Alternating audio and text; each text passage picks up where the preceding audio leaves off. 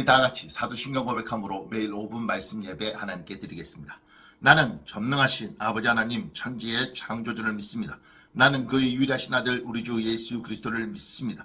그는 성령으로 잉태되어 동정녀 마리아에게서 나시고 본디오 빌라도에게 고난을 받아 십자가에 못 박혀 죽으시고 장사된 지 사흘 만에 죽은 자 가운데서 다시 살아나셨으며 하늘에 오르시어 전능하신 아버지 하나님 우편 앉아 계시다가 거기로부터 살아있는 자와 죽은 자를 심판하러 오십니다. 나는 성령을 믿으며 거룩한 공교회와 성도의 교제와 죄를 용서받는 것과 몸의 부활과 영생을 믿습니다. 아멘. 오늘 우리에게 주시는 하나님의 말씀은 욥기입니다. 욥기 42장 1절에서 6절 말씀입니다. 욥기 42장 1절에서 6절 제가 봉독해 드리겠습니다. 욥이 여호와께 대답하여 이르되 주께서는 못하실 일이 없사오며 무슨 계획이든지 못 이루실 것이 없는 줄 아오니 무지한 말로 이치를 가리는 자가 누구니까. 나는 깨닫지도 못한 일을 말하였고 스스로 알 수도 없고 헤아리기도 어려운 일을 말하였나이다. 내가 말하겠사오니 주는 들으시고 내가 주께 묻겠사오니 주여 내게 알게 하옵소서. 내가 주께 대하여 귀로 듣기만 하였사오나 이젠 눈으로 주를 배움나이다. 그러므로 내가 스스로 거두어 드리고 티끌과 제 가운데서 회개하나이다. 아멘. 욥은 친구들과의 긴 논쟁 속에서 한 번도 지지 않고 모든 일들에 대해서 논리적으로 반박하고 그리고 친구들이 하는 말들의 잘못을 지적해냅니다. 그렇게 논쟁에 절대 밀리지 않던 욥이 하나님을 만나고 하나님과 대화한 이후에 욥이 하는 이야기가 무엇이냐면 3절에 무지한 말로 이치를 가리는 자가 누구니까. 자신하는 겁니다. 자신이 참으로 무지했다고 이야기합니다.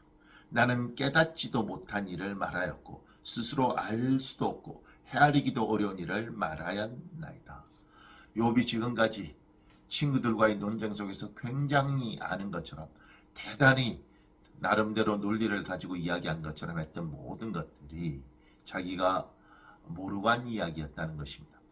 그리고 감히 하나님이 하는 그 경륜에 대해서 자기가 말할 수 없다는 것입니다.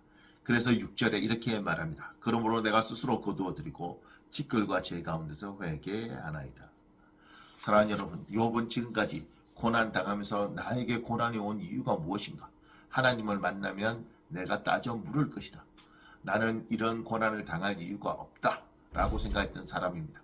그러나 그가 엄청난 고난 가운데 있다. 하나님을 만나고 하나님과 대면하고 난 이후에 욥은 입을 다뭅니다. 그리고 욥이 아는 것은 무엇이냐면 하나님의 저 엄청난 경륜 가운데 이끌어가는 것에 대해서 내가 무엇이라고 토를 달고 옳다 그러다 말할 수 있는가.